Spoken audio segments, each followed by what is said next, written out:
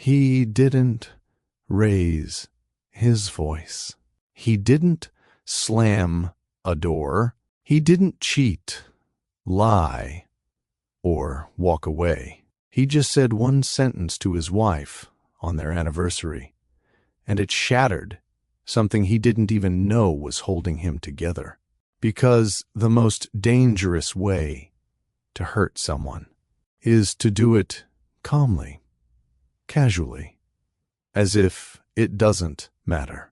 Have you ever been so tired that even love felt like pressure? So successful that you forgot how to be present?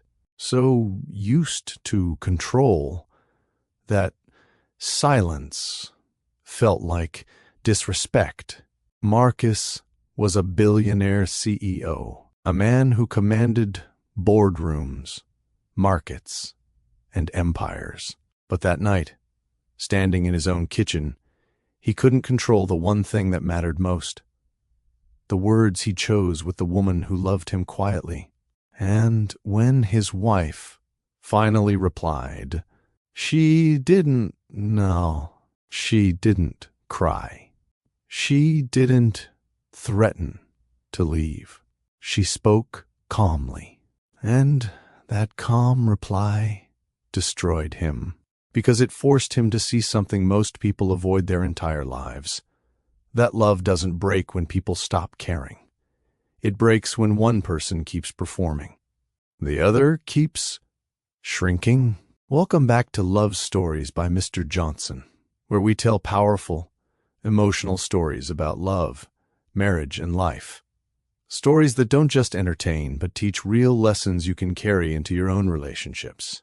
If you believe love should make us better, not louder, go ahead and subscribe to the channel, because stories like this one change the way you see people and yourself. Now, stay with me, because this isn't just a story about a billionaire and his wife. It's about what happens when success blinds us, when silence becomes survival, and when one honest moment finally forces the truth into the open. Let's begin. He was tired in a way sleep didn't fix. Marcus sat at the kitchen counter with his suit jacket draped over the back of a chair. The fabric creased where it had slid off his shoulder hours ago. His phone lay face down beside a mug of coffee that had gone cold without him noticing. Outside, the city pressed on, horns echoing between glass towers, distant sirens, the low mechanical hum of a place that never paused to breathe. Inside the penthouse, everything felt strangely muted, as if sound itself had learned to be careful around him.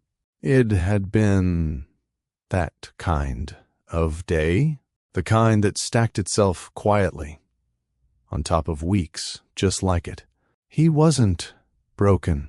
He knew that much. There were no cracks in the walls, no dramatic unraveling.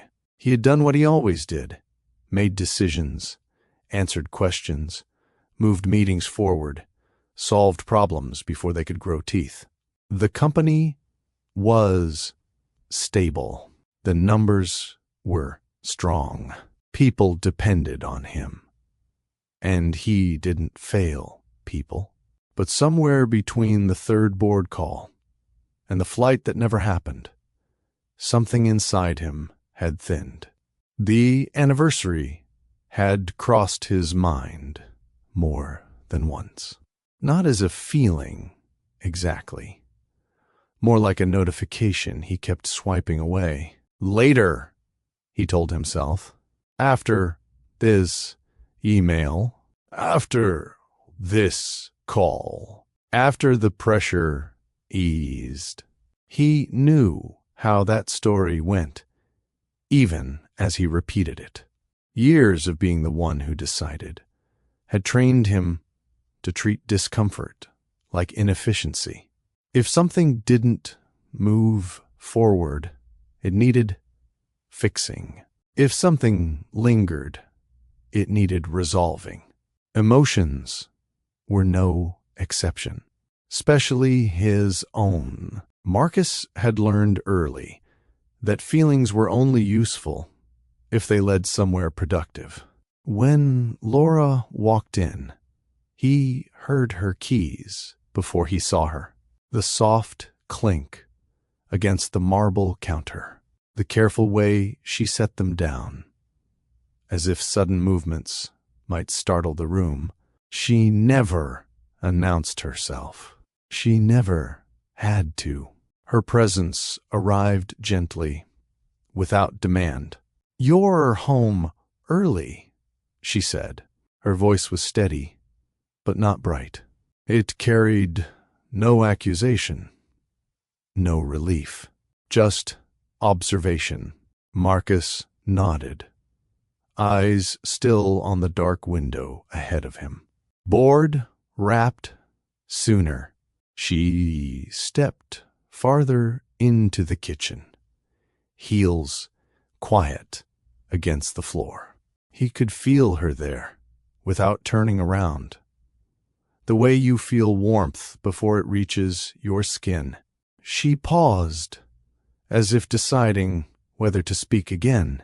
"Happy anniversary," she said. The words landed heavier than he expected. Not because they were emotional, because they precise, because they named something he'd been avoiding all day. Something in his chest tightened, not with affection, with pressure. He turned then, forcing a half-smile that didn't quite form. "That what today is?" He meant it lightly. He always did. Laura's smile didn't disappear, but it changed. It grew smaller, more careful, like something being folded away. "It is." She stood there in a navy dress. Simple, clean lines, nothing extravagant. Not chosen to impress, not chosen to provoke, chosen because it felt like her, because it felt honest. Marcus stood, straightening his shirt as if it had somehow betrayed him. He felt cornered in a way he couldn't quite name. The room felt smaller, quieter, too aware. "You know," he said, reaching for familiarity, for control. "Most people would expect more effort, reservations, planning, some excitement, not just showing up." The words slipped out before he measured them. Casual, almost amused, almost careless. They landed anyway. Laura blinked once, just once. Then she set her purse down on the counter, slow and deliberate, as if she were grounding herself before looking at him. "I didn't come here to be impressive," she said calmly. "I came because you're my husband, and because I still like being with you, even when it's quiet." Her tone didn't rise. It didn't tremble. That, more than anything, unsettled him. Marcus let out a breath that sounded harsher than he meant it to. That's a low bar. He regretted it the moment the words left him. Not enough to take them back, enough to feel the room tilt slightly off balance. Laura didn't respond right away. She never rushed moments like this. She had learned, over time, that stillness could say more than reaction. "That might be true," she said, finally. "But it's the bar we agreed on. When we stopped trying to fix each other." Silence settled between them, thick and unmistakable.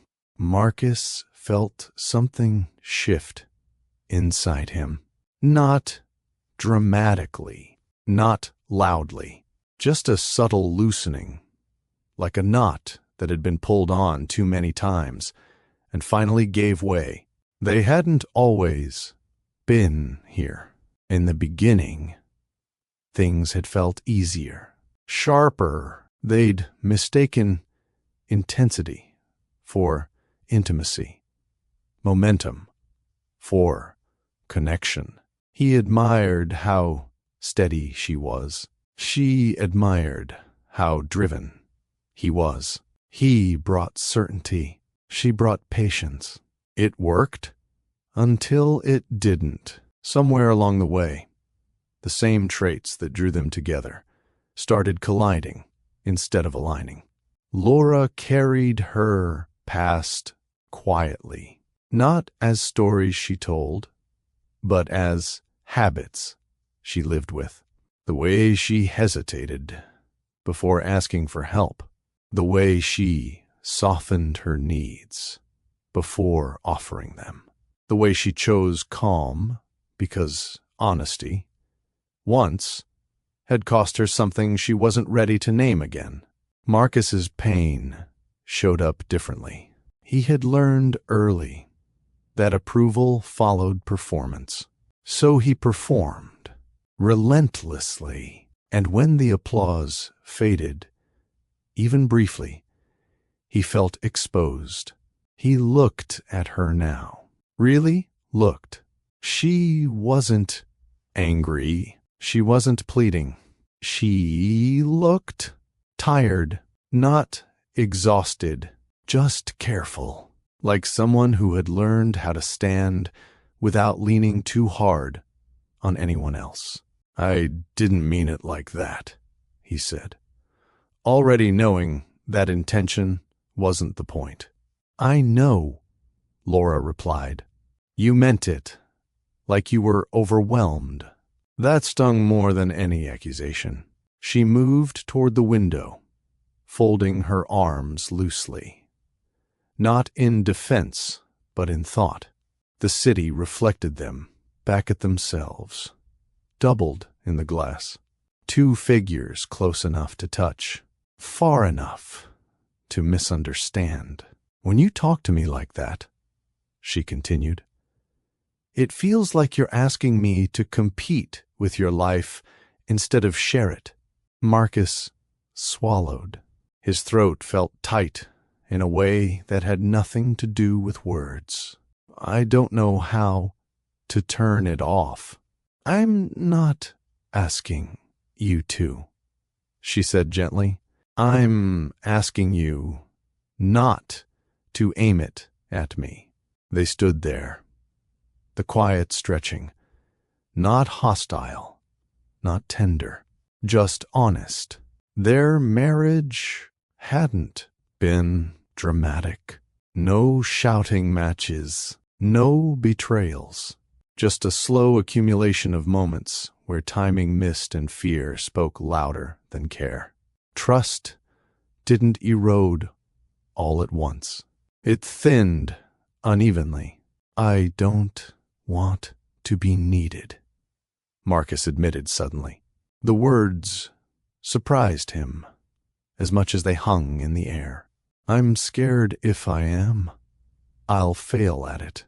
Laura turned. Her expression softened, not with pity, but with recognition. "I don't want to need you either," she said. "I want to choose you. There's a difference." He nodded, the weight of that settling somewhere deep. "I'm not leaving," she added, "but I'm also not shrinking to make this easier." That was the moment something inside him cracked, not in pain, but in clarity. Not because her words were cruel, but because they were true. The quiet that followed wasn't hostile. It was heavier than that. Marcus stayed where he was, hands braced against the counter, as if movement might tip something over inside him. Laura remained by the window, her reflection steady in the glass. Neither of them spoke right away. They had learned, over years together, that some moments didn't need filling. Some moments needed space. Still, his mind wouldn't settle. He told himself he was justified. He always did. The company was in a fragile quarter. Investors were watching. One misstep could cost thousands of people their jobs. That kind of pressure didn't disappear just because it was an anniversary. Responsibility didn't pause for romance. That explanation had worked for years. But tonight, it felt thinner. Marcus straightened, picked up the cold mug, then set it back down without drinking. "I didn't plan to hurt you," he said. It sounded like a defense, even to his own ears.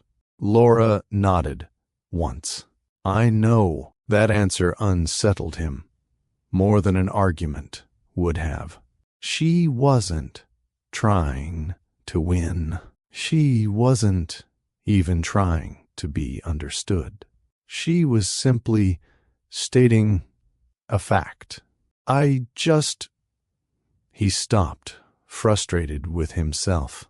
Words came easily in boardrooms. Here, they tangled. Everything feels like it needs something from me. All the time. Laura turned slightly, enough to meet his eyes. "And what do you think I need from you right now?" The question was gentle. That made it harder. He hesitated, not because he didn't care, but because he wasn't sure how to answer without promising something he might not know how to give. He'd learned long ago that overpromising was more dangerous than silence. "I don't know," he admitted. She accepted that too, and it struck him how often she did. How often she made room for his uncertainty while quietly shrinking her own needs to fit. That realization sat uncomfortably in his chest. They ordered takeout without much discussion. A familiar place. Familiar food.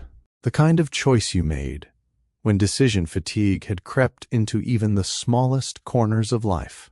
Laura unpacked the containers and set them on the table. Marcus noticed, with a flicker of shame, that she had remembered his usual order. He couldn't recall hers without looking. They ate side by side, not across from each other. Their knees brushed occasionally. Not intimate, not distant, something in between. Marcus watched her hands as she ate, unhurried, precise. Laura did most things that way, carefully, as if she'd learned that rushing invited disappointment. He wondered, not for the first time, how much of that carefulness had come from loving him. Their marriage hadn't been built on neglect. That was the part outsiders never understood. He had shown up in big ways. Houses, trips, security, opportunities. He had made sure she never had to worry about money, about safety, about logistics. He had protected her from 1,000 small stresses, but protection wasn't the same as presence. That was the lesson pressing against him now. Uncomfortable and unavoidable. After dinner, Laura stood and gathered the containers. "I'll wash these," she said. "I can do it," Marcus replied automatically. She paused, then nodded. "Oh, hey." He realized then how rarely she challenged him on offers like that. How often she let him decide what help looked like, even when it wasn't what she'd asked for. At the sink, warm water running over his hands, Marcus felt the day finally begin to loosen its grip. Not because things were resolved, but because he wasn't pretending they were. Laura stood beside him, drying dishes in a quiet rhythm. They didn't speak. They didn't need to. The silence felt different now. Less like avoidance, more like acknowledgement. It struck him that this was where their marriage actually lived. Not in celebrations, not in arguments, but in these small, unremarkable moments where neither of them was performing. "You know," Laura said softly, "after a while, I didn't need tonight to be special." He looked at her. "I just needed it not to feel small," she continued. "There's a difference." Her words landed gently, but they stayed. Marcus nodded. "I think I've been confusing the two." She offered a faint smile. Not relief, not forgiveness, just understanding. That night, they went to bed without resolving anything formally. No grand declarations. No promises about change. Just a shared acknowledgement that something had been named. As Marcus lay awake beside her, listening to the evenness of her breathing, he realized how unfamiliar it felt to sit with discomfort instead of fixing it. His instinct had always been to act, to correct, to optimize, to move forward. But maybe this was forward. The educational truth, though he wouldn't have named it that way then, was simple and unsettling. Emotional fatigue doesn't excuse emotional harm, and success in one area of life doesn't grant immunity in another. He also saw something else, something quieter, but just as important. Laura wasn't waiting for him to become someone else. She wasn't asking to be rescued, or elevated, or completed. She was asking to be met. That required something he hadn't practiced nearly enough. Restraint. Listening, allowing space without rushing to fill it. Their marriage didn't feel fixed when he finally drifted into sleep. It felt exposed, fragile, honest, and for the first time in a long while, that felt like the beginning of something real. If this chapter felt real to you, if you've ever been tired without being broken, or quiet in a relationship instead of loud, take a second and like this video. It helps this story reach people who might need it. And let me know in the comments, have you ever felt emotionally drained without knowing how to explain it? If you want more stories about love, marriage, and the quiet lessons life teaches us, subscribe to Love Stories by Mr. Johnson, because this is only the beginning of Marcus and Laura's journey. Marcus learned early that love came with conditions, not the kind anyone said out loud. No one sat him down and explained it plainly. It was something he absorbed the way children absorb weather, by noticing what earned warmth and what invited cold. In his childhood home, praise followed results. Good grades were celebrated. Achievements were noticed. Silence followed mistakes.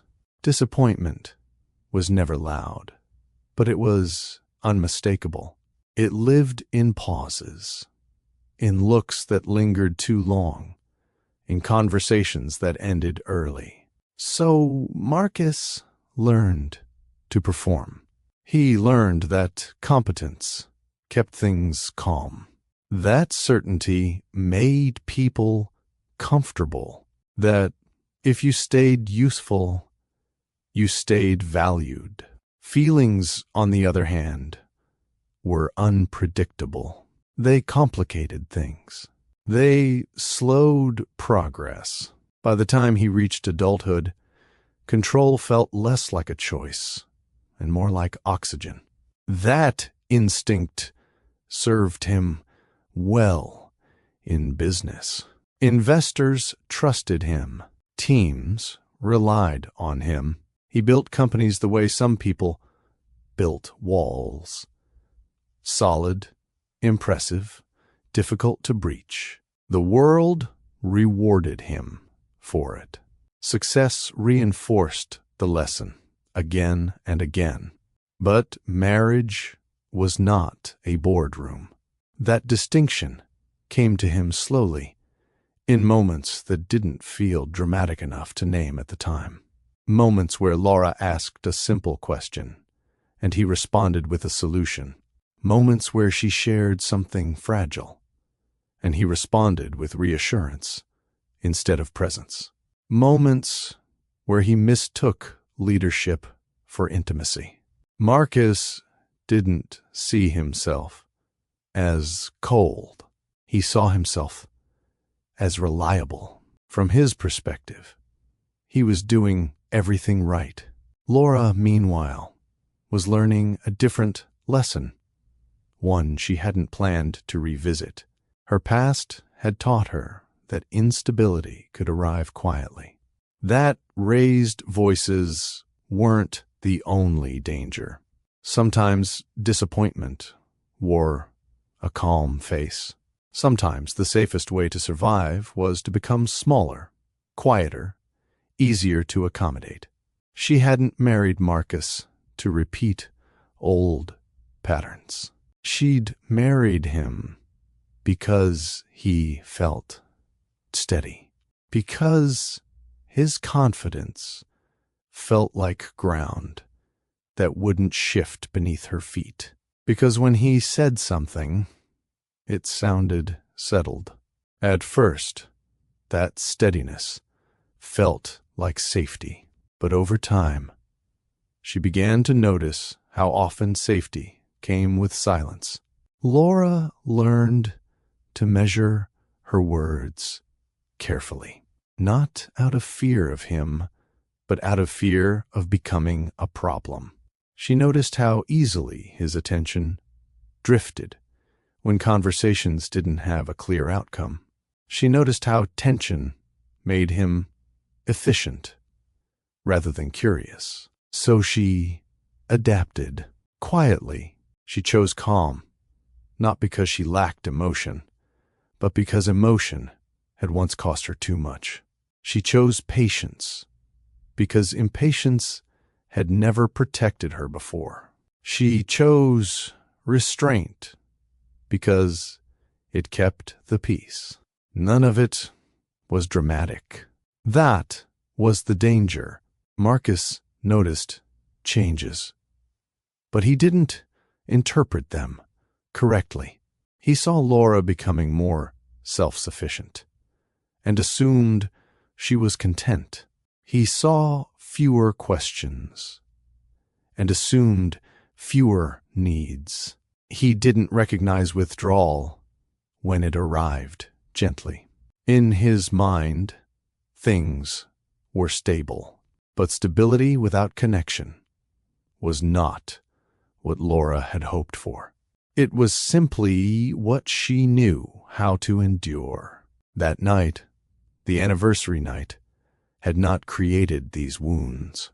It had only exposed them. Marcus stood in his office the next morning, staring at a whiteboard filled with projections he'd already memorized. Numbers made sense. Patterns made sense. Emotions lingered without resolution.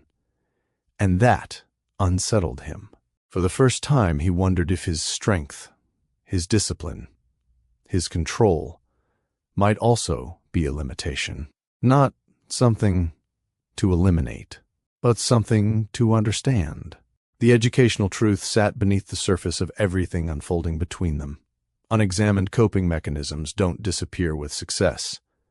They simply change form. Marcus hadn't brought his past into his marriage intentionally. Laura hadn't carried hers in consciously. But both of them were living inside habits, shaped long before they met. And until those habits were seen clearly, love would keep missing the mark, not loudly, but consistently. Neither of them was the villain. Neither of them was the victim.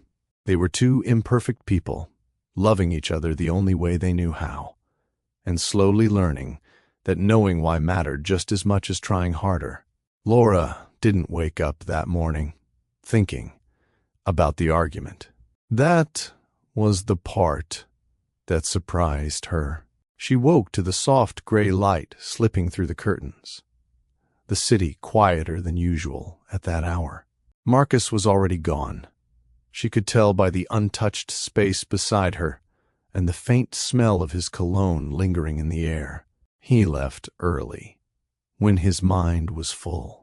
He left early, when staying felt complicated. She lay there for a moment, staring at the ceiling, listening to the distant sounds of traffic starting its day. Her chest felt tight, but not raw. It was a familiar feeling, one she had learned how to live with.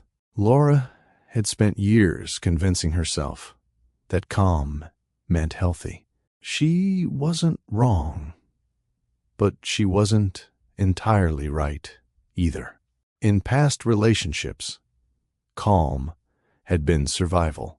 It had been the way she avoided escalating situations that spiraled too quickly, the way she kept herself safe when emotions turned sharp and unpredictable. Calm had protected her then, and she'd carried it forward like a shield she never put down. With Marcus, calm had felt like maturity. At least, at first. He didn't yell. He didn't belittle her. He didn't disappear emotionally in obvious ways. Compared to what she had known before, he felt solid. Dependable, predictable, in the best sense of the word. But predictability had a shadow side. Over time, Laura noticed how often her calm filled the space where conversation should have lived. How often she chose peace over truth, not because truth wasn't important, but because it felt easier to carry disappointment quietly than to risk being misunderstood. He told herself it wasn't a big deal. She told herself she was strong enough to handle it. And in many ways, she was. She moved through her days competently. Work, responsibilities, friendships. People admired her steadiness. They trusted her judgment. They leaned on her, often, without realizing how rarely she leaned back. Marcus admired that about her. He often said she was low maintenance, a phrase he meant as a compliment. She had learned not to correct him. That morning, as she made coffee, she replayed his words from the night before. Not the insult itself, but what it revealed. Not the sharpness, but the distance beneath it. Most people would expect more effort. What stayed with her was the implication that presence alone wasn't enough.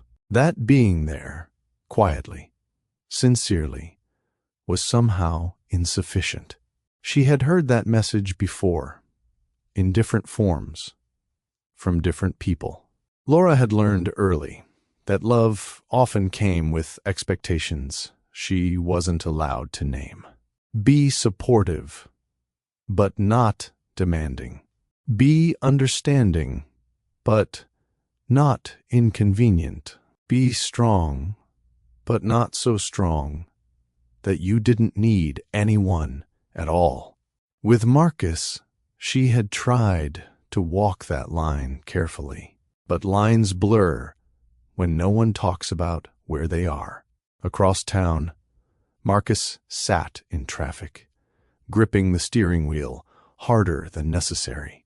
His calendar was full, his phone already buzzing with messages he hadn't answered yet. Still, his thoughts kept drifting back to the kitchen, to Laura's calm voice, to the way she hadn't raised it even once. He was used to pushback, used to resistance, used to negotiation. What he wasn't used to was someone refusing to fight, and somehow making him feel more exposed because of it. He told himself he'd apologize later, when things slowed down, when he had the right words, when he could be sure he wouldn't make it worse. That, too, was a habit. Marcus had always believed that timing mattered more than immediacy, that waiting until you had a solution was better than addressing something unfinished. In business, that instinct saved him from impulsive mistakes. In marriage, it often created distance. Laura didn't need a solution. She needed acknowledgement. But Marcus didn't yet know how to offer that without feeling like he was admitting failure. By the time they saw each other again that evening, the tension hadn't grown, but it hadn't disappeared either. It sat between them like a low hum, easy to ignore until it wasn't. "How was your day?" Laura asked, as she often did. "Busy," Marcus replied, as he often did. They smiled at each other. They always did. But beneath the routine, something new had begun to form. Not resentment, not anger, but awareness. And awareness, unlike conflict, couldn't be avoided once it took shape. The educational truth woven quietly through their silence was this: coping mechanisms that once protected us can quietly limit us when circumstances change. Laura's calm had kept her safe, but it had also kept her unseen. Marcus's control had kept him successful, but it had also kept him distant. Neither of them had chosen these patterns deliberately. They had inherited them, practiced them, perfected them. Now, without fully realizing it yet, they were standing at the edge of something unfamiliar. A chance, not to fix each other, but to see themselves more clearly. And seeing clearly, as both of them were beginning to learn, was often the most uncomfortable step of all. There was a time when being together didn't require so much translation. Marcus remembered it clearly, even now, how effortless everything had felt in the beginning. Not because life was easier then, but because expectations were lighter. They hadn't yet learned how to disappoint each other. They met at a fundraiser neither of them particularly wanted to attend. Marcus had shown up out of obligation, the kind that came with his name being attached to things. Laura had come with a friend who believed in causes more than crowds. They found themselves standing near the same table, both pretending to be deeply interested in the same abstract painting. "You don't like it either," Laura had said, not unkindly, just observant. Marcus had smiled, surprised. "Is it that obvious?" "Only if you're paying attention," she replied. That was the first thing he noticed about her. that she paid attention without making a show of it. She didn't compete for space. She didn't fill silence for the sake of it. She simply existed comfortably in her own rhythm. For Marcus, that felt like relief. With her, he didn't need to impress, or at least he thought he didn't. He liked that she wasn't dazzled by his title or his schedule. She asked about his work the way someone asked about the weather, curious, but not consumed by it. Laura, on the other hand, was drawn to his certainty, the way he spoke with confidence, not arrogance, the way he made decisions without second-guessing himself aloud. After years of unpredictability, his steadiness felt like solid ground. They talked easily that night, not about grand ambitions or personal tragedies, but about ordinary things, books they'd abandoned halfway through, cities they'd loved for unexpected reasons, habits they couldn't quite break. It felt simple, and because it felt simple, they trusted it. Their early relationship was built on momentum. Dinners squeezed between meetings, weekend trips planned on short notice, conversations that lasted long into the night, because neither of them felt the need to perform. Marcus admired how Laura listened. Really listened, not waiting for her turn to speak, not steering the conversation somewhere useful, just present. Laura admired how Marcus showed up. He called when he said he would. He followed through. He made her feel chosen, not just accommodated. They mistook that ease for permanence. What they didn't see, what most people don't, was how much of that early harmony came from overlap rather than understanding. They hadn't yet tested each other's limits. They hadn't yet learned where their coping mechanisms clashed. Marcus still believed love was something you proved through action. Laura still believed love was something you preserved through restraint. At first, those beliefs complemented each other. When he worked late, she understood. When she grew quiet, he respected it. They gave each other space and called it trust. But space, left unexamined, has a way of becoming distance. Their wedding had been modest by Marcus's standards. Laura insisted on it. She didn't want spectacle. She wanted meaning. Marcus agreed easily, relieved not to have to turn the day into a performance. They promised each other patience. They promised each other honesty.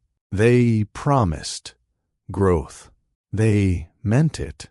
But promises made in calm moments don't always hold under pressure. As the years passed, responsibilities multiplied. Marcus's role expanded. Laura adjusted her life around the shifting demands without ever announcing that she was doing so. She believed love meant flexibility. He believed love meant provision. Neither of them noticed when the balance began to tilt. Looking back now, Marcus could see the moments they missed, the conversations they postponed, the questions they softened, the discomfort they avoided in the name of peace. None of it felt urgent at the time. That was the danger. The educational truth buried inside those early memories was simple but sobering. Ease at the beginning of love often comes from untested expectations. They hadn't been wrong for enjoying it. They hadn't been foolish for trusting it. They had just been human, believing that what felt natural would always stay that way. And like most people, they were about to learn that love doesn't fade because it was never real. It fades when growth goes unexamined. The shift didn't happen all at once. That was what made it so easy to ignore. After the wedding, life moved forward in practical ways. Marcus's company expanded into new markets. His travel increased. His name began appearing in places Laura didn't look for it. Business articles, conference panels, interviews clipped into short videos that friends occasionally sent her with pride. She watched those videos the way someone watched a stranger who happened to wear a familiar face. Marcus was still the man she married. He still kissed her goodbye in the mornings, still checked in when he landed, still asked about her day, even if the answers sometimes came while he was answering emails. She told herself this was normal, that this was what growth looked like. And maybe it was, but growth, she was learning, always asked for something in return. Laura found herself editing her expectations without realizing she was doing it. She stopped suggesting weeknight plans because his schedule was unpredictable. She stopped sharing smaller disappointments because they felt trivial compared to the pressures he carried. She learned which moods meant he needed space and which meant he needed silence. She became fluent in his rhythms.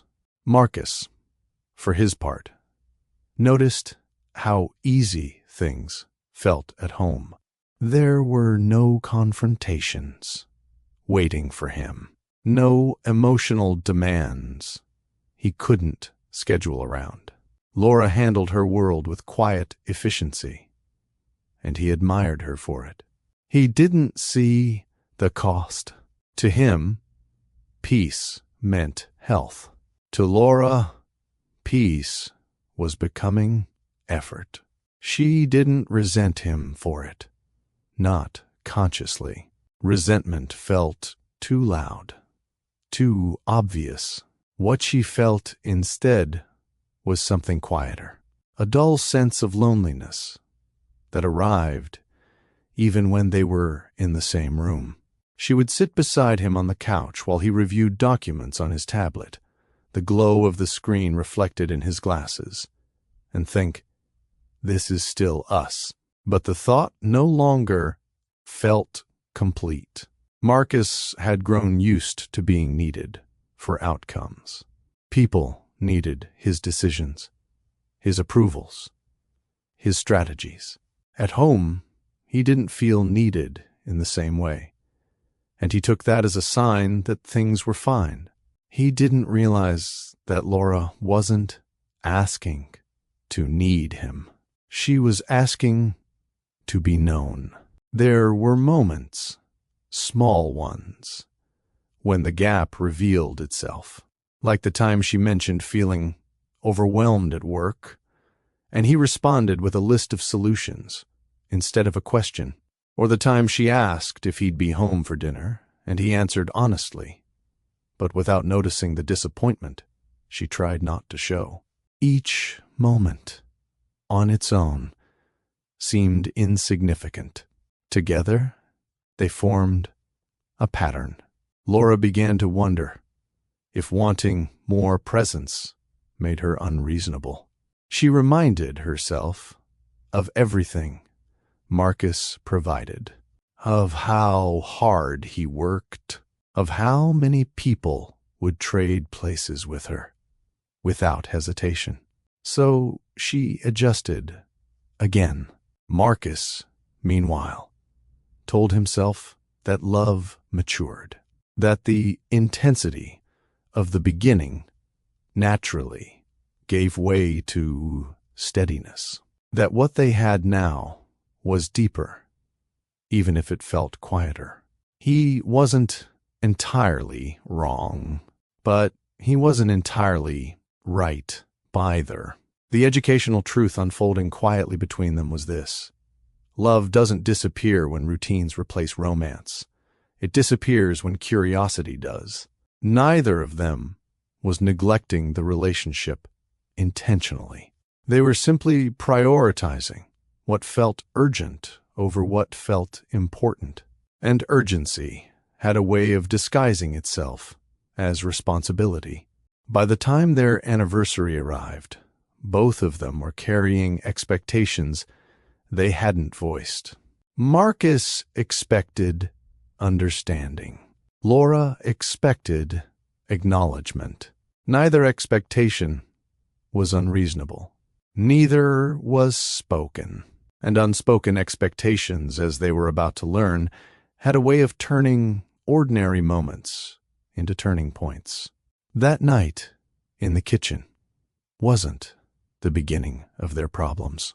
It was the first time they stopped pretending those problems didn't exist. Distance rarely announces itself.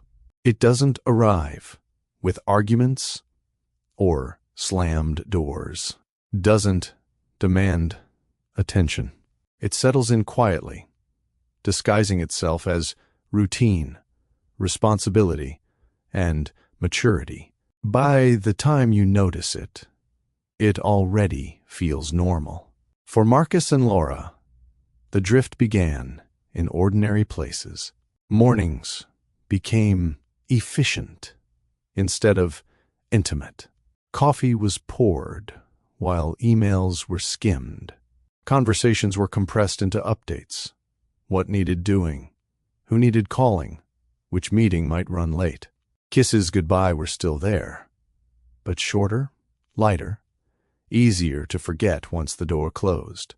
Marcus believed this was adulthood. He believed stability meant predictability, and predictability meant success. The chaos of early love had been replaced by structure, and structure, to him, was always a good thing. Laura tried to believe that, too. She adjusted without announcing it. She always had.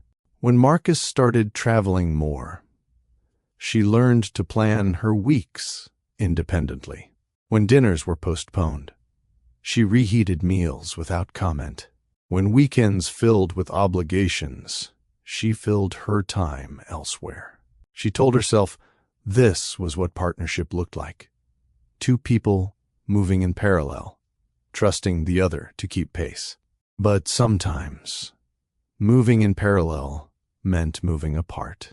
Laura noticed it in the quiet moments, in the way Marcus's attention lingered on his phone longer than it used to, in the way he listened with half his focus, nodding while his mind stayed somewhere else, in the way he answered her questions with solutions instead of curiosity. She didn't accuse him yet. Accusations felt dangerous. They invited defensiveness. They threatened the calm she'd worked so hard to maintain. So she adapted again. She stopped asking questions that led nowhere. She shared highlights instead of feelings. She learned which thoughts were easier to carry alone. Marcus noticed her independence and felt relieved by it. He admired how little she asked of him, how rarely she complained, how capable she seemed. He told himself he'd chosen well, that he had married a woman who didn't need constant reassurance. He didn't realize that independence, when unreciprocated, could become isolation. On the rare evenings, they had nothing scheduled. They sat together in comfortable silence. Marcus found peace in it. Silence meant no problems to solve, no emotions to manage. It felt earned. Laura felt something else. She felt She missed the version of them that asked questions without purpose, that lingered in conversations just to see where they went, that noticed small changes and named them. She wondered if expecting that back was unrealistic, if maybe this was simply what long-term love became. The slow drift taught them an important educational lesson they didn't yet have words for.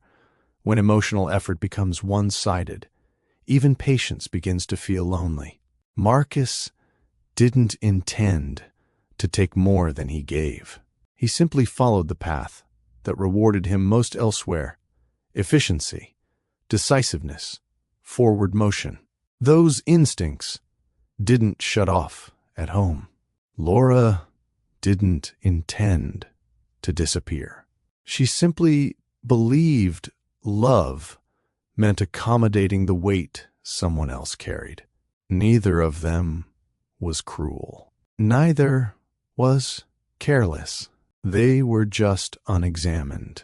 The drift continued, not because they didn't love each other, but because love alone wasn't enough to counter habits built over years. And habits, once comfortable, are hard to question.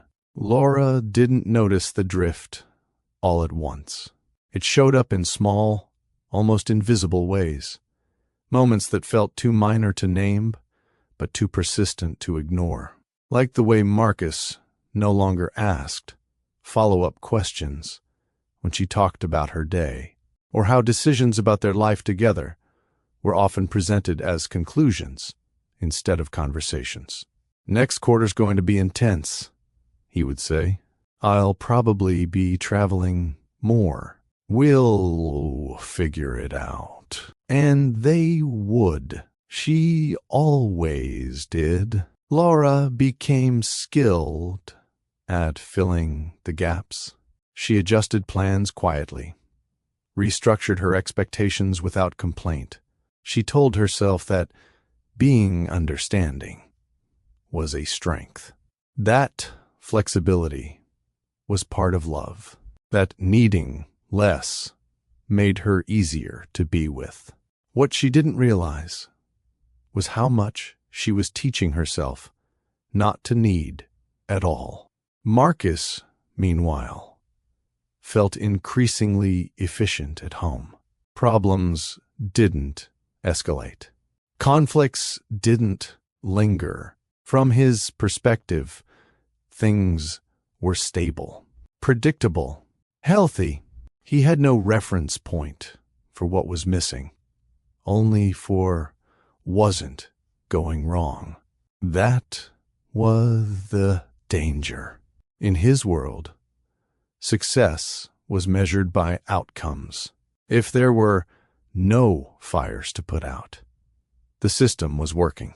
At home, Laura's quiet competence looked like proof that everything was fine. He didn't see that peace, when carried alone, could become a burden. There was a night, months before the anniversary, when Laura sat across from him at the dinner table, watching him type with one hand while eating with the other. She'd almost said something then, almost told him she missed him, almost asked if they could have a night without screens, without interruptions.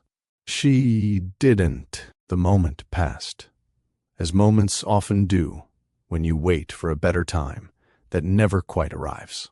Laura told herself she would bring it up later, when he wasn't tired, when work slowed down, when she could explain it without sounding demanding. Later kept moving.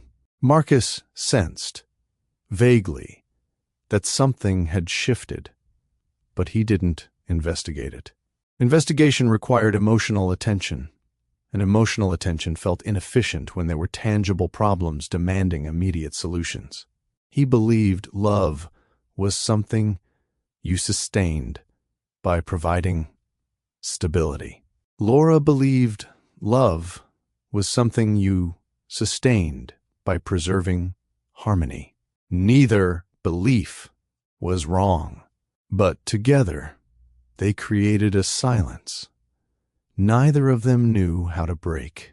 The educational truth forming quietly between them was this: when both people prioritize peace over honesty, connection slowly erodes, even in loving relationships.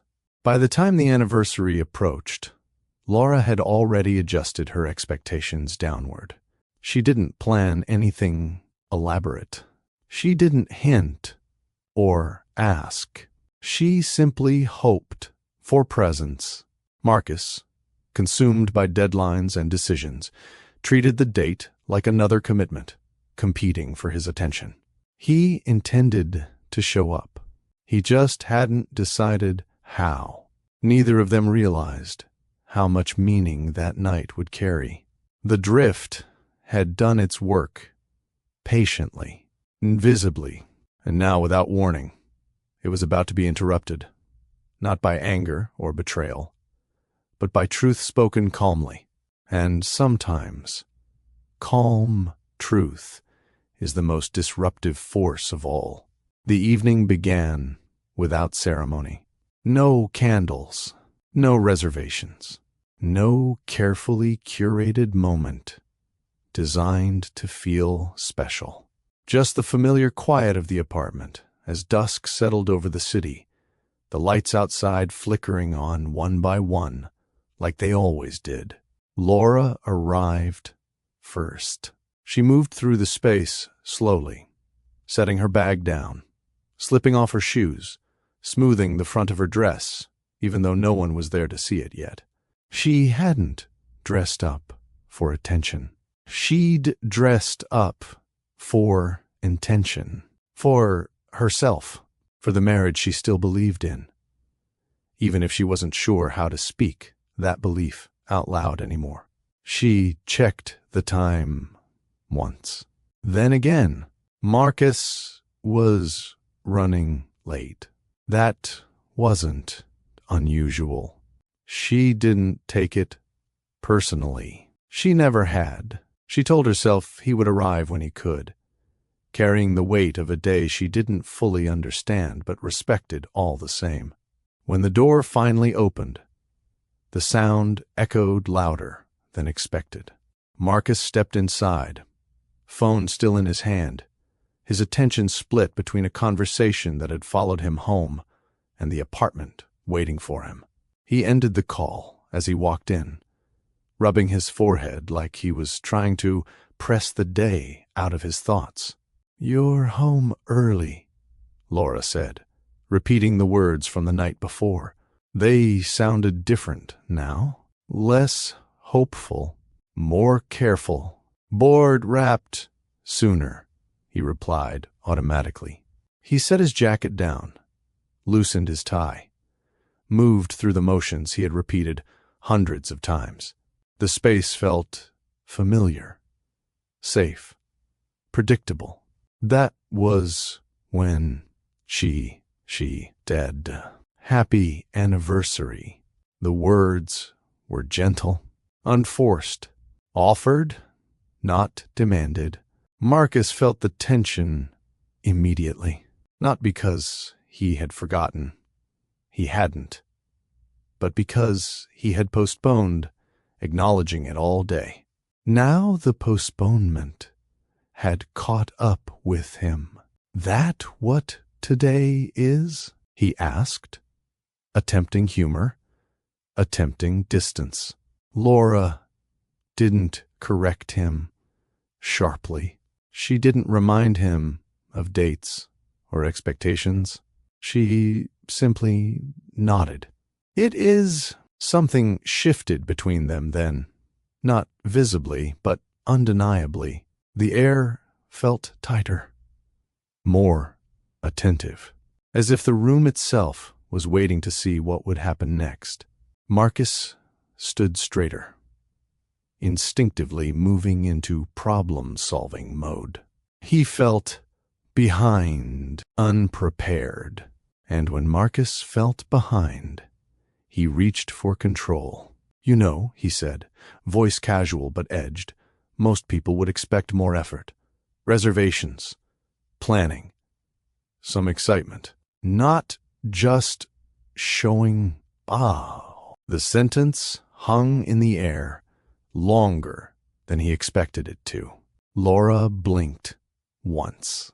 She had anticipated disappointment.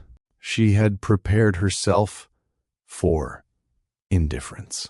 What she hadn't expected was dismissal. Subtle, almost offhand, but unmistakable.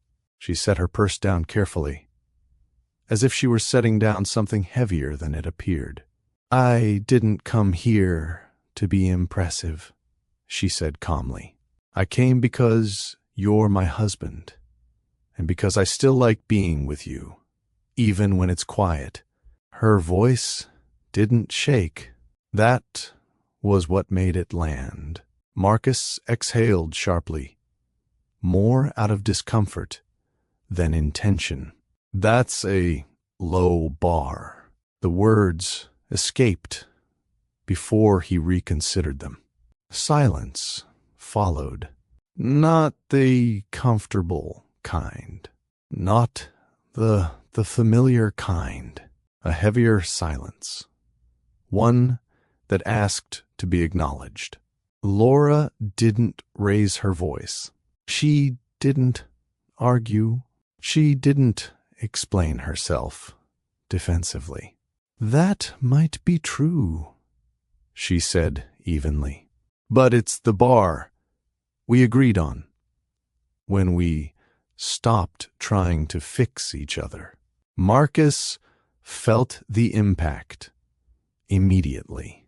Not as anger, as exposure. The educational truth embedded in that moment was clear and sharp. Words spoken casually can carry the weight of everything unspoken for years. This wasn't just about an anniversary. It was about presence, about effort, about what love looked like when stripped of performance. And neither of them could pretend anymore that this was just another ordinary night. Marcus didn't respond right away. He stood there, hands resting on the edge of the counter, staring at a spot just past Laura's shoulder. His mind searched for footing, for something solid to say that would restore balance, regain control, reframe the moment. Nothing came. That unsettled him more than anger ever could. Laura watched him quietly.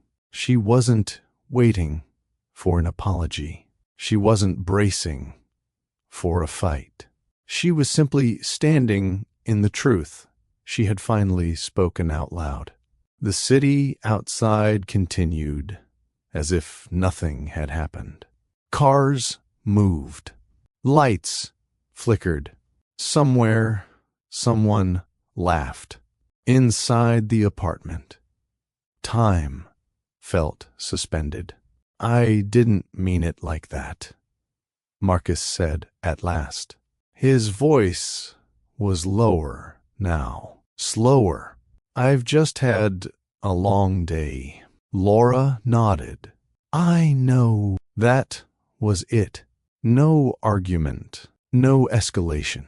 "I'm tired too," she added, not accusing, just stating a fact. The words landed differently than he expected. He had always assumed his exhaustion was heavier because it came with numbers, responsibility, consequence. He hadn't considered that tiredness could exist without hierarchy. Laura walked past him toward the window, folding her arms loosely, more for comfort than defense. The reflection in the glass showed them side by side, but not touching. Two people close enough to reach each other, both unsure how. When you said that, she continued, still calm, it made me realize something. Marcus turned slightly, alert now. It made me realize how often I show up quietly and how rarely that feels like enough. Her voice didn't waver. That, the part that broke through him. She wasn't emotional because she wasn't attacking. She wasn't loud because she wasn't trying to win. She was simply honest. I don't need grand gestures, Laura said. I don't need to be impressed. I need to feel like being here matters. Like I matter. Marcus swallowed. His chest felt tight, not with guilt alone, but with recognition. I don't want to be another item on your calendar, she added. I want to be part of your life, not something you fit in when there's room. He ran a hand through his hair, pacing once before stopping. I don't know how to do this without failing, he admitted suddenly. I'm good at things I can measure, fix, improve. I don't know how to be what you're asking without getting it wrong. Laura turned to face him fully then. I'm not asking you to be perfect, she said. I'm asking you to be present, even when it's uncomfortable. The educational lesson in that moment was quiet, but profound emotional presence requires vulnerability, not solutions. Marcus felt something inside him shift, not collapse, but loosen. He had spent his life believing strength meant having answers. Laura was showing him that strength could also mean staying. I don't want to need you, he said, the words surfacing before he filtered them. I'm scared that if I do, I'll disappoint you. Laura's expression softened, not with pity, but with understanding. I don't want to need you either, she replied. I want to choose you. There's a difference. He nodded slowly, the truth of it settling in. I'm not leaving, she said gently, but I'm also not shrinking anymore. To make this easier, that was the moment that destroyed him. Not because it was cruel, but because it was clear. She wasn't threatening. She wasn't begging. She wasn't demanding change. She was standing exactly where she was and inviting him to meet her there. They didn't resolve anything that night. They ordered takeout. They ate side by side on the couch, knees occasionally touching, shoulders not quite aligned. There were no grand apologies, no promises about tomorrow, just presence. Later, as they washed dishes together, the rhythm unspoken but shared, Marcus realized something unfamiliar and unsettling. Loving Laura wasn't about improving her life or protecting her from disappointment. It was about allowing her to exist without commentary, without correction, without control. Progress, he understood now, didn't feel like victory.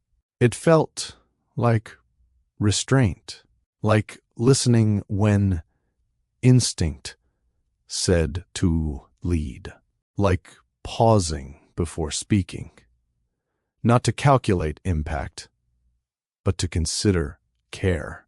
Their marriage didn't become perfect that night, became honest, and honesty he was beginning to learn was far more demanding than success. This moment hit you, if you've ever been hurt, not by shouting, but by words said too casually.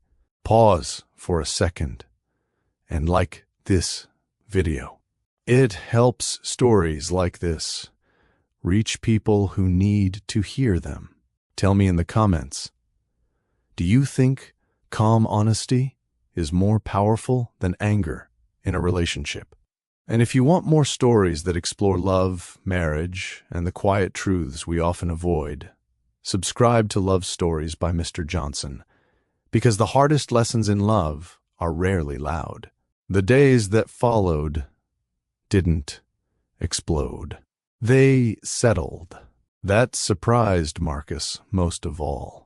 He had expected fallout, tension sharp enough to cut through the air, or distance so obvious it demanded explanation.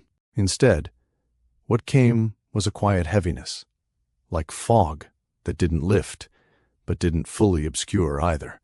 Laura moved through the apartment with the same calm efficiency she always had. She made coffee. She answered emails. She folded laundry with careful precision. Nothing about her behavior accused him of anything. That somehow felt worse. Marcus noticed everything now. The pauses before she spoke, the way she chose her words, with the same restraint she used around fragile objects. He realized how long she must have been doing this, measuring herself, adjusting her presence to fit the space he left. He had always believed silence meant peace. Now he understood. It could also mean endurance. At work, he found himself distracted in ways that unsettled him. Meetings blurred together. Decisions that once came easily now required more effort. His mind kept circling back to the same moment. The calm in Laura's voice, the certainty in her words. I'm not shrinking anymore. The sentence followed him like a mirror he couldn't turn away from. Marcus had faced crises before, financial downturns, hostile takeovers, moments when everything he'd built felt precarious. Those situations triggered focus, decisiveness, action. This was different. There was nothing to fix quickly, no metric to optimize, no clear path forward that guaranteed success. The educational truth he was beginning to face, though he didn't yet name it, was this: emotional consequences don't respond to urgency. They respond to awareness. That night, when he came home, Laura was already there. She sat at the table reading, her posture relaxed but alert. She looked up when he entered, offered a small smile, then returned to her page. No interrogation, no coldness, no reassurance either. Marcus set his briefcase down, more slowly than usual. Can we talk? He asked. She closed the book. About what? The question wasn't defensive, was honest. He hesitated. He wasn't sure where to start without trying to control the outcome. That instinct rose quickly. Frame the conversation, guide it somewhere manageable, protect himself from missteps. He resisted it. I'm not sure, he admitted.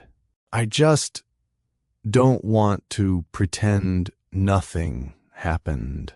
Laura nodded. Neither do I. They sat across from each other, the table between them suddenly feeling symbolic. Distance without separation. I've been thinking about what you said, Marcus continued, about not shrinking. and about being present. She waited.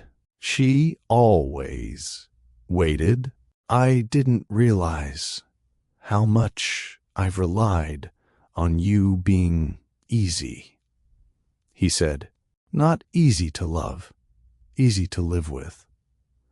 And I think I took that for granted. Laura looked at him steadily. I didn't make myself easy for you, she replied. I made myself manageable. The distinction landed hard. Marcus nodded slowly. I see that now. She didn't rush to soften the moment. She didn't reassure him that it was okay. She let the truth sit where it belonged. I don't want to turn this into a list of grievances, Laura said after a moment. I don't want us keeping score. I don't either, he said quickly. I just don't know how to change without breaking something else. Laura considered that. Change doesn't have to be dramatic, she said. Sometimes it's just noticing and choosing differently the next time. Her words carried an educational weight Marcus hadn't expected. Growth begins not with grand promises, but with small, consistent awareness. They didn't outline a plan. They didn't establish rules or timelines. They didn't promise outcomes they couldn't guarantee. They simply agreed on one thing, that pretending was no longer an option. That night, Marcus lay awake longer than usual, staring at the ceiling. For the first time in years, his success felt irrelevant to the most important part of his life. And that realization, unsettling as it was, felt necessary. Change did not announce itself the next morning. Marcus woke before his alarm, the room still dark, Laura asleep beside him. He lay there listening to the steady rhythm of her breathing, aware of how long it had been since he'd noticed it. Not because it was new, but because he had been elsewhere, mentally, for years. He didn't reach for his phone. That alone felt unfamiliar. At breakfast, the conversation stayed light, practical, almost ordinary. But beneath it, something else was happening. An awareness neither of them named, but both felt. Every word carried more weight now. Not because it was heavier, but because it was chosen. When Marcus left for work, he paused at the door. I'll be late tonight, he said instinctively. Then he stopped himself. Actually, I'm not sure. I'll let you know. Laura looked up, surprised, not by the words, but by the pause before them. Okay, she said. That pause stayed with him all day. In meetings, Marcus caught himself before interrupting, before steering conversations too quickly toward conclusions. He noticed how often his instinct was to control outcomes instead of understand perspectives. In business, that instinct had made him successful. In his marriage, it had made him distant. He realized something uncomfortable.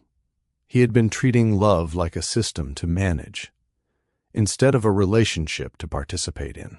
That night, when he came home later than expected, Laura was already in the kitchen. She didn't ask why he was late. She didn't fill the silence with questions meant to test him. She simply looked at him. You look tired. He nodded. She waited. I don't want to pretend I'm fine, he added. She smiled faintly, not because the moment was resolved, but because it was real. They ate together without distraction. No screens, no multitasking. It felt awkward at first, like a habit they were relearning after a long break. But awkwardness passed. Later, as they cleaned up, Marcus reached for the towel she usually used and stopped. He handed it to her instead. It was a small thing, insignificant, really, except it wasn't.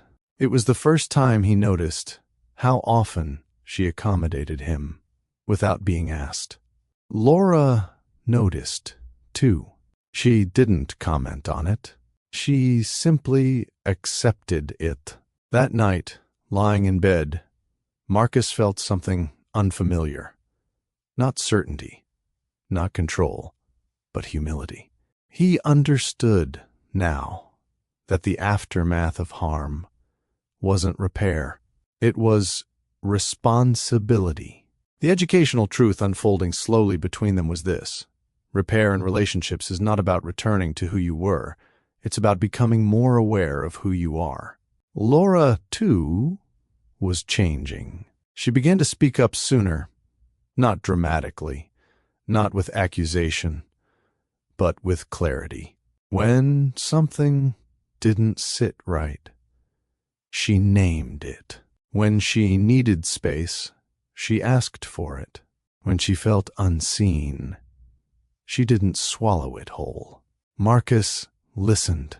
Not perfectly, not without discomfort, but he listened. And when he failed, because he did, he noticed it sooner. He corrected without defensiveness. He apologized without explanation. They didn't move at the same pace. Some days, Laura felt hopeful. Some days, she felt guarded. Marcus learned not to interpret caution as rejection. Laura learned not to interpret silence as indifference. Their healing timelines didn't align neatly, and that, they discovered, was okay. They were no longer trying to fix each other. They were learning how to stand beside each other without armor. Slowly, unevenly, honestly, the aftermath wasn't dramatic. It wasn't cinematic. Didn't offer closure, but it offered something better.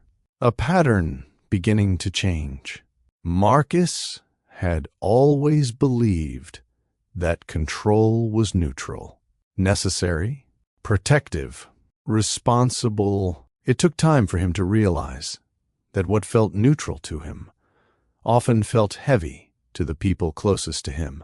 The realization didn't arrive as a revelation. It came in fragments, moments scattered across ordinary days. Like the morning Laura mentioned, she was considering a change at work, and his instinctive response was to outline risks instead of asking what she wanted. Or the evening she shared a frustration, and he caught himself offering a solution before she finished the sentence. Each time, he stopped. Not perfectly, not gracefully, but deliberately. "Sorry," he said once, mid-sentence. "Do you want advice? Or do you just want me to listen?" Laura looked at him, surprised, not because of the question, but because of the restraint behind it. "I want you to listen," she said. So he did. It felt unnatural at first, like holding still when everything in him wanted to act. Listening without steering felt passive, almost irresponsible, as if something important might slip through the cracks if he didn't intervene. Nothing did. What slipped through instead was something else. Defensiveness. The urge to prove usefulness. The fear that if he wasn't fixing, he wasn't contributing. Marcus began to see how much of his identity had been built around being needed for outcomes, around being the one who made things better, faster, more efficient. That identity had earned him respect, wealth, influence. It had also left little room for uncertainty. Laura noticed the effort before she trusted it. She had learned not to rush belief. Change, for her, was something you watched quietly before leaning into. She appreciated Marcus's pauses, his questions, his willingness to sit with discomfort. But she didn't mistake effort for completion. Some nights, she still felt guarded. Some conversations still felt fragile. And she allowed herself that caution without guilt. That, too, was new. She stopped translating her needs into something easier to hear. She stopped softening the truth to protect his comfort. When something bothered her, she named it, not sharply, not dramatically, but clearly. Marcus didn't always respond well. Sometimes he grew quiet. Sometimes he needed time. Sometimes his face tightened in ways she recognized as internal struggle. But he stayed, and staying mattered more than getting it right. The educational lesson taking shape between them was subtle but powerful. Control often feels like strength, but true strength is the ability to remain present without directing the outcome. One evening, as they sat on the balcony, watching the city settle into night, Laura spoke without looking at him. "I used to think if I needed less, I'd be easier to love." Marcus felt the weight of that sentence immediately. "I never wanted you to feel that way," he said. "I know," she replied, "but intention doesn't erase impact." He nodded. That truth had become familiar now. Uncomfortable, but grounding.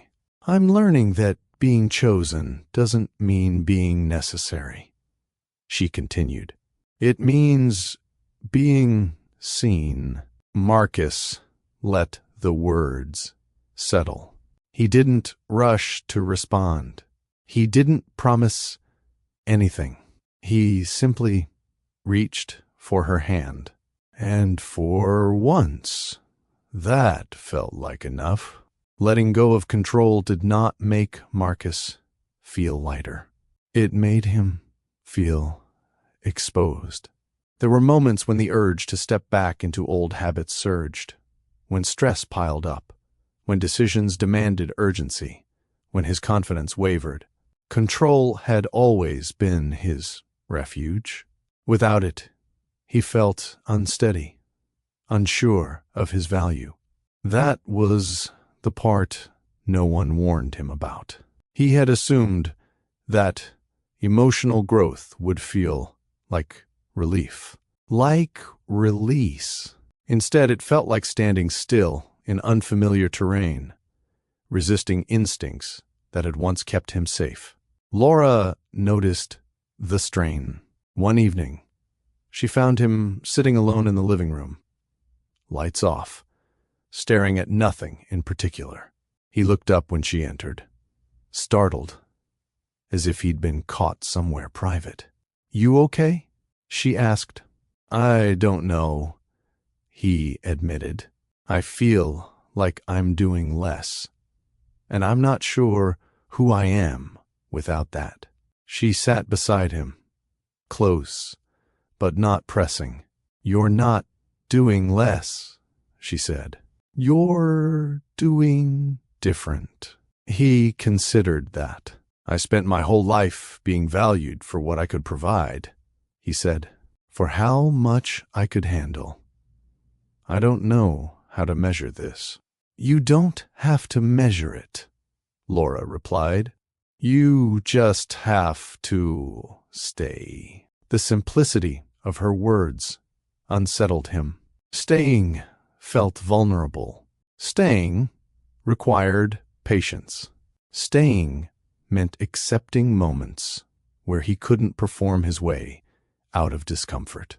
But he stayed, and over time, the fear softened.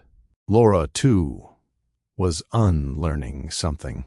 She had grown accustomed to managing her disappointment privately, telling herself that expecting less was a form of strength. Now, she was practicing a different kind of courage. The courage to want, to ask, to risk being misunderstood. There were nights when she spoke up, and Marcus didn't respond the way she hoped. Nights when old patterns resurfaced briefly. Nights when silence returned, familiar and tempting. But she no longer mistook silence for safety. She named what she felt when it mattered. And when she didn't have the energy to explain, she trusted that space wouldn't erase what they were building. The educational truth becoming clearer with each passing day was this: healing doesn't require perfection. It requires consistency and honesty over time. Their conversations changed shape. Less transactional, more reflective. They asked questions without knowing where the answers would lead. They allowed pauses without panic. They were learning how to share space without managing each other's emotions. That was new, and it was difficult, and it was real. One afternoon, Marcus canceled a meeting without replacing it. The decision startled him. It felt reckless, almost irresponsible. But he went home early, found Laura in the kitchen, and simply asked if she wanted company. She smiled, surprised. "I'd like that." They cooked together without rush, talked about nothing important, laughed at a mistake that burned the sauce. For the first time in a long while, Marcus felt present without effort. Not because he had mastered anything, but because he had stopped trying to control the experience. That night, as they cleaned up side by side, Laura leaned into him briefly. Not out of need, out of choice. Marcus felt it. A quiet confirmation that couldn't be earned or forced, only allowed. The rebuilding didn't feel heroic. There were no beaches, no milestones, no sudden clarity that announced everything would be fine. What changed instead were the ordinary moments, the ones that had always existed, but now carried intention. Marcus started noticing how often Laura adjusted herself without comment. The way she stepped aside when he moved through the kitchen. The way she waited an extra beat before speaking if he looked distracted. These were things he had once accepted as normal. Now they felt like invitations he'd been ignoring. One evening, as they prepared dinner together, Marcus caught himself reaching for a knife Laura was already using. He stopped. "Sorry," he said. "Go ahead." She looked at him, surprised. "You don't have to apologize for existing in the same space," she said gently. "I know," he replied, "but I do want to notice." That was new, wanting to notice. Laura didn't respond right away. She had learned not to rush belief, but something inside her eased just a little. They moved around each other slowly, learning a new rhythm. Not efficient, not optimized, just shared. Sometimes they bumped into each other and laughed. Sometimes silence settled between them without tension. Marcus realized how often he had tried to improve moments that didn't need improving. He had treated love like a system. Identify the issue, apply the fix, move on. Laura was teaching him something different. That some moments didn't need fixing. They needed presence. The educational truth beneath this phase of their marriage was subtle but vital. Not every problem in a relationship is a malfunction. Some are simply invitations to slow down. Laura, meanwhile, was learning to stay present too. Not just physically, but emotionally. She had spent years bracing for disappointment, keeping part of herself guarded even when things were good. Now, she was practicing something riskier. She was allowing herself to enjoy moments without preparing for their end. One afternoon, they sat together on the couch, sunlight spilling across the room. Marcus was reading. Laura rested her feet against his leg, absently, without asking. The contact was casual, unremarkable, and yet it carried meaning. Marcus didn't shift away. He didn't tense. He simply stayed. Laura noticed. It wasn't a dramatic gesture, but it told her something important. He wasn't just tolerating closeness. He was choosing it. They still stumbled. Marcus sometimes slipped back into old habits, offering solutions when Laura needed empathy. Laura sometimes withdrew when conversations felt too vulnerable. But the difference now was awareness. They noticed the missteps sooner. They repaired faster. They didn't pretend nothing had happened. Repair, they were learning, wasn't about erasing mistakes. It was about responding to them differently. That realization softened something in Laura. She stopped waiting for perfection. She stopped measuring progress against fear. Instead, she began to trust patterns. Marcus showing up without prompting. Marcus listening without defending. Marcus pausing instead of correcting. Small things repeated, and repetition, she knew, was where trust lived. Trust didn't return all at once. It arrived unevenly, in fragments, on days that didn't announce themselves as important.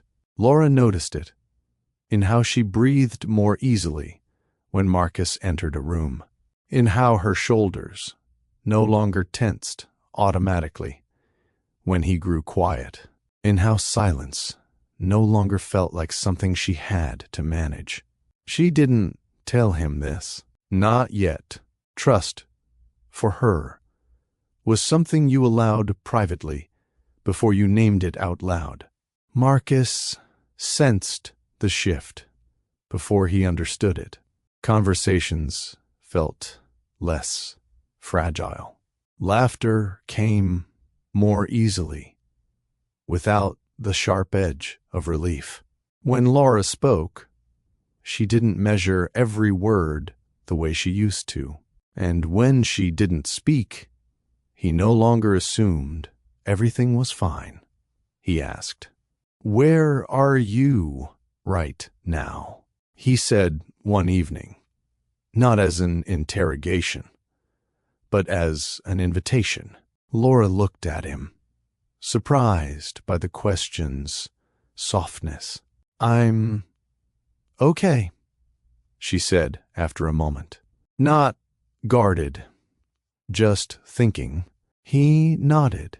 "Do you want to share?" She considered it, then shook her head. "Not yet." "Okay," he replied, and meant it. That response mattered more than she expected. It told her he wasn't trying to extract intimacy on his timeline. He was respecting hers. The educational truth forming quietly between them was this: trust grows when autonomy is respected, not when closeness is forced. Marcus was learning to tolerate uncertainty, not just in love, but in himself. He noticed how often he'd relied on outcomes to feel secure. Now, without clear markers of progress, he had to sit with ambiguity. Some days, that frightened him. There were moments when he wondered if he was doing enough, if this slower, gentler version of effort would ever feel sufficient. If Laura might decide that awareness had come too late. He didn't voice those fears immediately. He was learning that not every anxiety needed to be shared the moment it appeared. Some needed to be understood first. Laura, too, carried her own quiet doubts. She wondered if she was letting herself hope too much, if her guard was lowering before it was safe, if the patterns she was seeing would hold under pressure. Neither of them had guarantees. What they had was choice. One night, after a long day for both of them, Laura reached for Marcus's hand without thinking. The gesture surprised them both. He looked at her, searching her face for hesitation. There was none. He squeezed her hand gently, not possessively, not urgently, just present. In that moment, Laura felt something unfamiliar settle in her chest. Not certainty, but steadiness. She realized that love didn't have to feel dramatic to be meaningful. It didn't have to hurt to be real. It didn't have to demand sacrifice at the cost of self. Did feel like this. Marcus, meanwhile, understood something equally important. Rebuilding wasn't about earning forgiveness. It was about becoming someone trustworthy, again and again, even when no one was watching. They were still learning, still imperfect, still vulnerable, but they were no longer trying to fix each other. They were learning how to walk forward together without dragging the past behind them. And that, quietly, changed everything. Change, Marcus learned, revealed itself most clearly under pressure. Anyone could be patient on easy days. Anyone could listen when nothing was at stake. The real test came when stress returned, unexpected, insistent, familiar. It arrived one afternoon in the form of a call he hadn't been anticipating. A deal that had taken months to structure began to unravel in a single hour. conflicting reports, uncooperative partners, a timeline that suddenly collapsed in on itself. The old Marcus would have stayed late without thinking. He would have canceled plans, silenced his phone, disappeared into problem-solving mode until everything was under control again. This time, he paused, not because the work didn't matter. It did, but because he recognized the feeling rising in him, the tightening in his chest, the narrowing of his focus, the instinct to shut everything else out. He sent Laura a message instead, running into an issue at work. "I'm stressed and might be late. Just wanted you to know." It was a simple thing. 5 seconds of effort, but it felt like a declaration. Laura read the message while standing in the grocery store aisle, debating between 2 brands of pasta. She stared at her phone longer than necessary, something loosening in her chest. He hadn't asked for permission. He hadn't justified himself. He had simply included her. That knew when Marcus finally got home. It was late. He looked exhausted, the kind of tired that sank into posture and voice. Laura met him at the door, not with questions, not with expectation. "Do you want to eat?" she asked. "Or do you want quiet first?" He considered it. Quiet. For a minute. She nodded. "Okay." They sat together in silence. Not the old silence, filled with distance, but a shared one. Marcus rested his elbows on his knees, breathing slowly, letting the tension drain without explanation.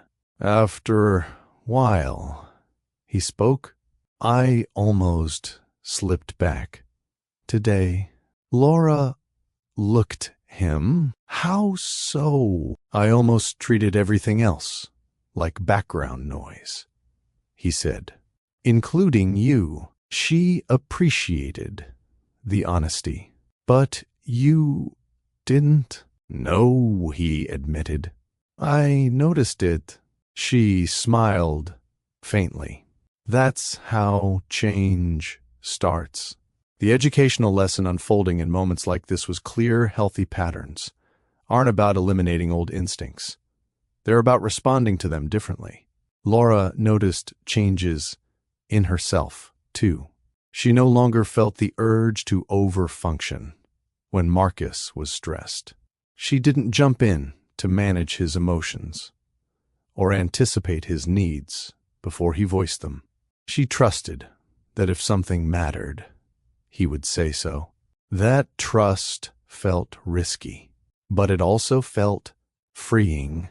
Later that night, as they ate together quietly, Laura realized she wasn't bracing herself anymore. She wasn't scanning his mood for signs of withdrawal. She was simply there, and being there felt safe again. They weren't perfect. Marcus still struggled with impatience. Laura still withdrew when overwhelmed. But the difference now was intentionality. They named patterns. They interrupted habits. They chose awareness over assumption. Progress, they were learning, didn't require dramatic transformation. It required repetition. Laura began to notice how differently she occupied space. Not physically, but emotionally. She no longer waited for the right moment to speak if something mattered to her. She didn't rehearse her words in advance or soften them to avoid discomfort. When something sat wrong, she named it, not as an accusation, but as information. Marcus noticed, too. The first time she said, "I don't feel heard right now," without apology or explanation, he felt the old defensiveness rise. It was instinctive, immediate. Then it passed. He breathed. He tayed. He listened. "You're right," he said. "I drifted. No justification. No explanation. Just acknowledgement." Laura felt something settle in her chest. Not relief, but safety. The educational truth embedded in moments like this was powerful. Emotional safety is built when both people take responsibility for their impact, not just their intent. Marcus was learning that apology didn't diminish him, didn't undermine his authority or competence. It simply restored connection. Laura was learning that speaking up didn't make her difficult. It made her honest. Their relationship began to feel less like a careful negotiation and more like shared experience. They laughed more easily. They disagreed without fear. They let silence exist without filling it with meaning. One evening, they found themselves talking about the future, not in terms of plans or goals, but in terms of values. "I don't want us to lose this," Laura said. "This awareness." "We will," Marcus replied honestly. "At times," she nodded. "I know. I just want us to notice when we do." He smiled. "I think we do that." It wasn't a promise of perfection. It was a commitment to attention. Marcus realized that success in love didn't look like mastery. It looked like humility, like curiosity, like staying present, even when it would be easier to retreat into certainty. Laura realized that love didn't require her to disappear to survive. It required her to remain whole. They still had bad days, miscommunications, moments when old patterns tried to resurface. But those patterns no longer defined them. They were becoming reference points instead of defaults. And, quietly, was everything. Love, Marcus was learning, didn't stay the same. It shifted. It matured. It asked different things at different stages of life. What had once felt thrilling and effortless now required intention. What had once relied on chemistry now depended on choice. That realization didn't disappoint him. It steadied him. One quiet Sunday morning, Marcus and Laura sat at the kitchen table, long after their coffee had gone cold. The city outside moved slowly, as if even it had decided to rest. There was no agenda for the day, no obligations pressing in from the edges. Laura broke the silence first. "I've been thinking about us," she said. Marcus didn't tense. He didn't prepare a response. He simply nodded. "Me too." She smiled at that. "I used to think love was about not asking for too much." He frowned slightly. "What do you think now?" "I think love is about asking honestly and trusting the other person to respond with care." Marcus let that settle. He thought about how often he had equated love with provision, with protection, with stability, all valuable things, but incomplete. I used to think love was about being needed, he said, about being indispensable. Laura looked at him gently. And now I think it's about being willing, he replied. Willing to show up without guarantees. They sat with that truth together. Their marriage no longer felt like something to manage. It felt like something to participate in. There still moments of tension, still disagreements that required patience, still days when one of them needed more than the other could easily give, but they no longer treated those moments as threats. They treated them as information. The educational lesson woven into their everyday life had become clear. Healthy love is not the absence of conflict, but the presence of mutual respect during it. Marcus noticed how Laura moved now. More grounded, less guarded. She laughed without checking his reaction first. She expressed frustration without fear of being dismissed. She rested in the relationship instead of hovering at its edges. Laura noticed how Marcus listened, really listened. How he asked questions without steering answers. How he admitted uncertainty without shame. Neither of them had become perfect, but both had become more honest. That honesty felt like freedom. The future didn't arrive with clarity.